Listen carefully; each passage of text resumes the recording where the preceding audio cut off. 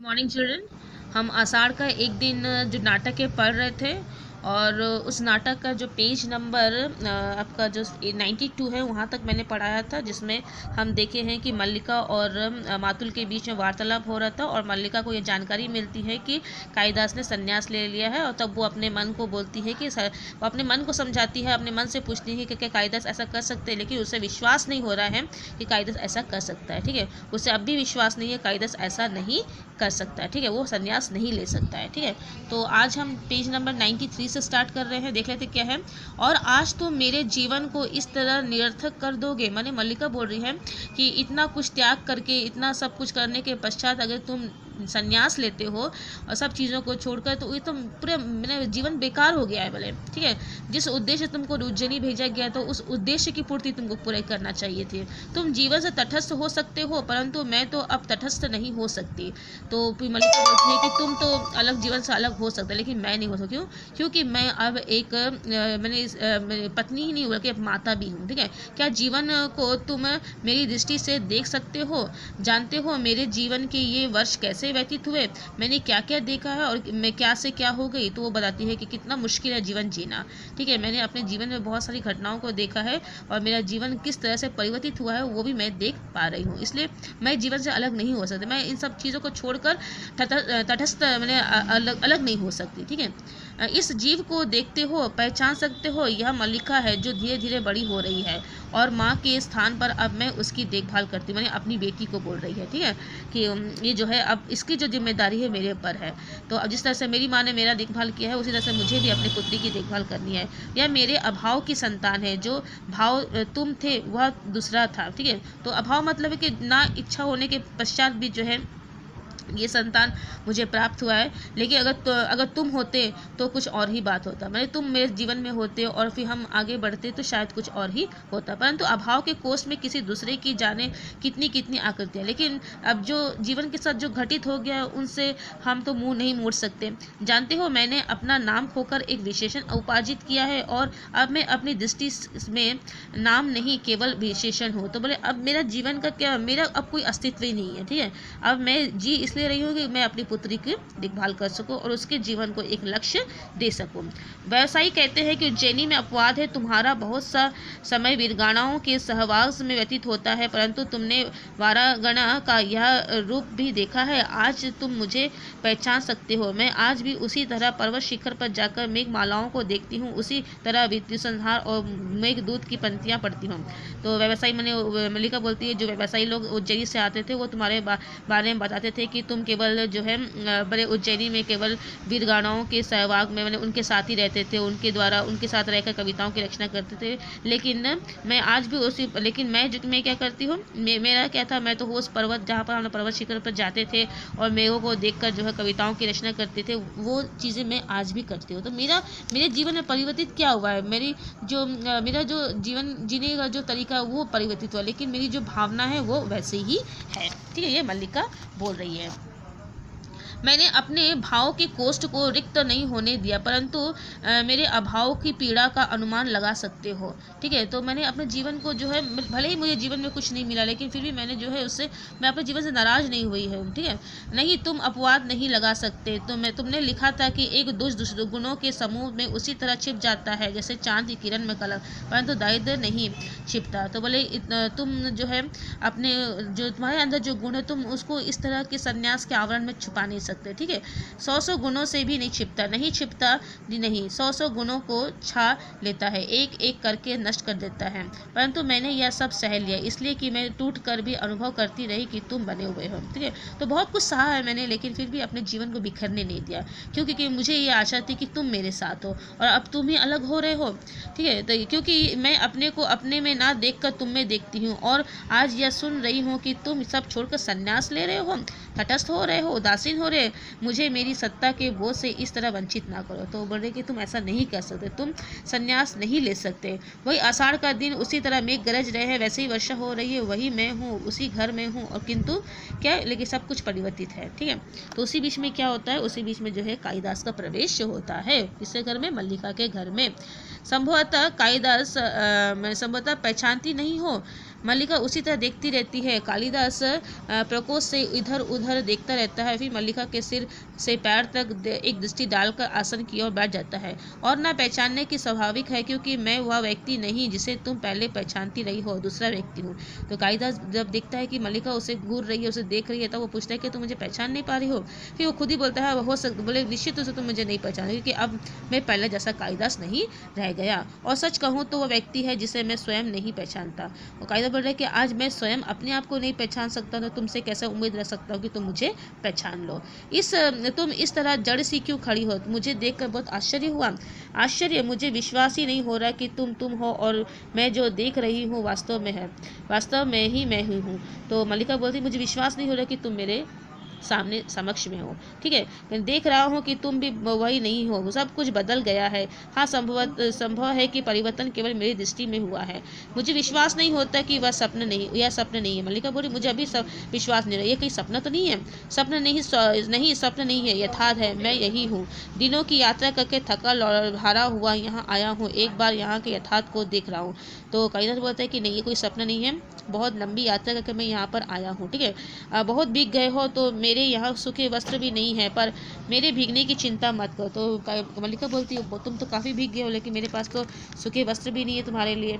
तो फिर कालिदास बोलते हैं कि तुम मेरे भीगने की चिंता मत करो, इस भारी बारिश में भीगने में भी कुछ आनंद है। ठीक है, आज बहुत दिनों के बाद मैं भीगा हूँ, जिसने मेरी पीड़ा को ही कम कर दिया। भीगना भी जीवन की एक महत्वाकांक्षा हो सकती है। वर्षों के बाद भीगा हूँ, अभी सूखना नहीं चाहता। चलते चलते बहुत थक गया था, कई दिन ज्वर आता रहा, परंतु इस वर्षा से जैसे सारी थकान मिट गई हो। तो उसने कहा आज इस वर्षा में जो है इस तरह से भीगा हूँ कि मेरे जीवन की सब थकान ही मिट गई। मैंने आज वो बहुत संतुष्ट है अपने गाँव में आकर, वापस मल्लिका के पास में आकर। ठीक है,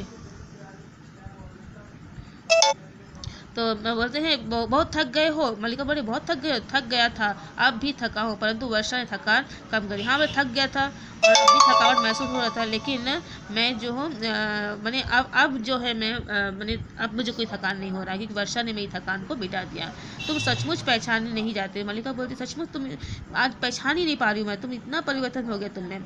हाँ, और तुम ही कहाँ पहचानी जाती हो, घर में भी कितना बदल गया है, और मैं आशा कर रहा था कि सब कुछ वैसा ही होगा। क्यों, जो का जो यथास्थान पर कुछ भी नहीं, पर कुछ भी तो यथास्थान नहीं है। तो कालिदास मल्लिका को बोलता है हाँ, बोले अब तुम भी नहीं पहचान पाती, यहाँ तक कि घर भी अब पहचाना नहीं जाता। ठीक है, और मैं ये अनुमान लगा रहा था कि सब कुछ वैसा ही होगा जैसा मैं छोड़कर गया था। तुमने सब कुछ बदल दिया है, सभी कुछ बदल दिया है, मैंने नहीं बदला।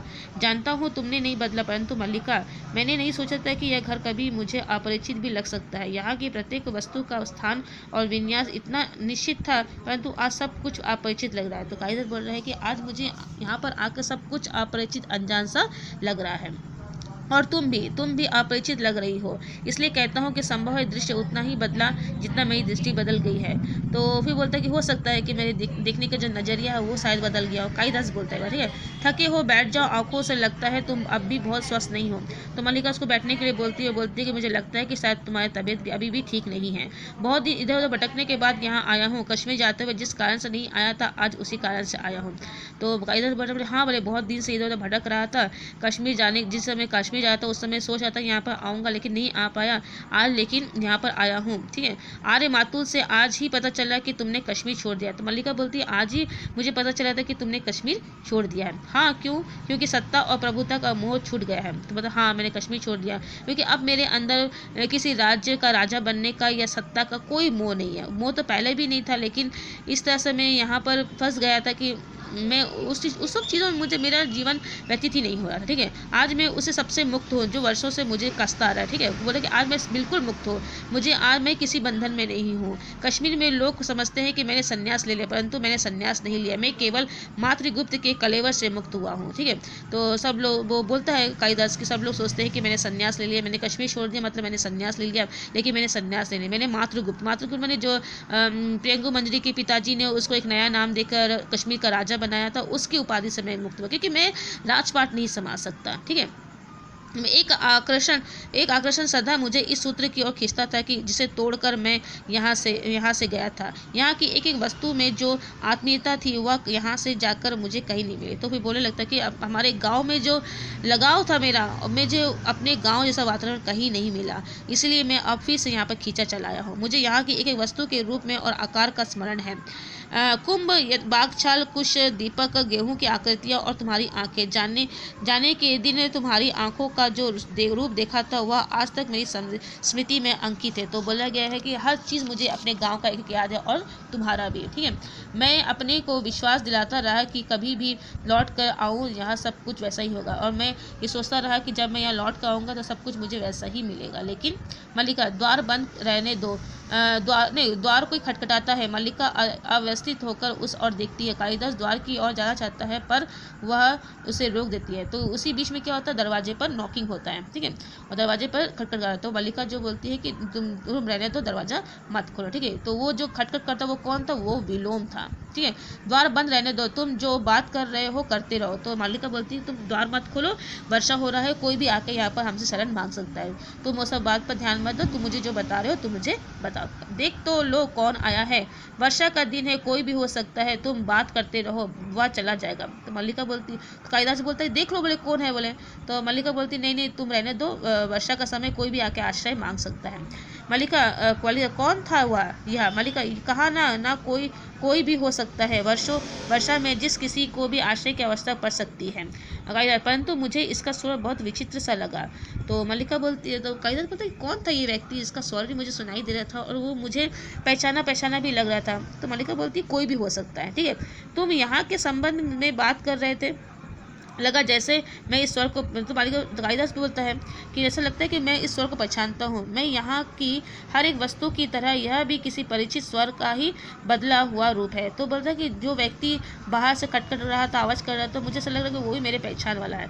तुम थके हुए हो और अस्वस्थ हो, बैठ कर बात करो। ठीक है, तो मल्लिका बोलती है तुम थके हुए हो, तुम अस्वस्थ हो, तुम बैठ कर आराम से अपनी बात बताओ, ये सब बातों को छोड़ो। ठीक है, तो मैंने बहुत बार अपने संबंध में सोचा है मल्लिका, और मल्लिका हर बार इस निष्कर्ष पर पहुंचा हूँ कि अंबिका ठीक कहती थी।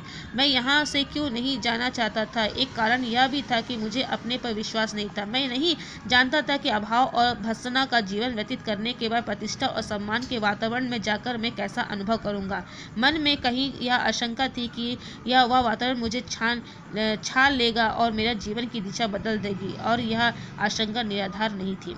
तो कालिदास बोल रहा है कि मैं बहुत बार अपने संबंध में सोचा तुम्हारे और मेरे बारे में, लेकिन यहाँ से क्यों जाना चाहता था, यह कारण यह अब लिए कि एक कारण यह भी था कि मुझे अपने आप पर विश्वास नहीं था। ठीक है, मैं वहाँ पर जाकर भी जो सुख प्राप्त करना चाहता था वो वहाँ पर मुझे नहीं मिला, इसलिए मैं भटकता रहा और अंत में यहाँ पर लौट कर आया हूँ। तो इस तरह से कालिदास जो है अपनी व्यथा को ही बता रहे हैं कि मुझे भी वहाँ पर जाकर कोई शांति नहीं मिली। तुम्हें बहुत आश्चर्य हुआ कि मैं कश्मीर का शासन संभालने जा रहा हूँ, तुम्हें यह बहुत अस्वाभाविक लगा होगा, परंतु मुझे इसमें कुछ भी अस्वाभाविक प्रतीत नहीं होता। अभावपूर्ण जीवन की वह एक स्वाभाविक प्रक्रिया थी। संभवतः उसमें कहीं उन सबसे प्रतिशोध लेने की भावना भी थी जिन्होंने जब तक मेरी भर्त्सना की थी, मेरा उपहास उड़ाया था। तो कालिदास बोल रहे थे कि जब तुमने सुना होगा कि मैं कश्मीर का राजा बन रहा हूँ तो तुम्हें भी यकीन नहीं होगा, लेकिन मुझे यकीन था कि मैं जिन लोगों ने मेरा यहाँ पर अपमान किया है उज्जैनी में, जिस तरह मैं वहाँ पर जाके जो है उनको ये बता सकूं कि मेरे अंदर भी ये सामर्थ्य है। परंतु मैं यह नहीं जानता था कि मैं सुखी नहीं हो सकता। मैंने बार बार अपने को विश्वास दिलाना चाहा कि कमी उस वातावरण में नहीं मुझ में है, मैं अपने को बदल लूँ, मैं सुखी हो सकता हूँ, परंतु ऐसा नहीं हुआ। ना तो मैं बदल सका ना सुखी हो सका। अधिकार मिला, सम्मान मिला, बहुत मिला, जो कुछ मैंने लिखा उसकी प्रतिलिपियाँ देश विदेश में ही फैले। तो इस तरह से जो है वो बोलता है कि मैं सब कुछ प्रयत्न किया, हर तरह का प्रयत्न किया, लेकिन मेरे मन को कभी शांति नहीं मिला। इस तरह से जो है कालिदास जो है अपने जीवन की चीज़ों को जो है यहाँ पर जो है बताता है, और मल्लिका के सामने जो है अपने जीवन में आने वाली हर घटनाओं को भी सामने रखता है, और उसे बताता है किस तरह से उसने इन सब चीज़ों को जो है यहाँ पर झेला है और उसे समझा है। लेकिन जब वो वापस लौट कर यहाँ पर आया तो उसको जो सुकून यहाँ पर मिल रहा था वो बहुत ही प्रसन्न था। तो आज हम पेज नंबर 99 तक रख रहे हैं। ठीक है, नेक्स्ट क्लास में हम आगे पढ़ेंगे। Thank you.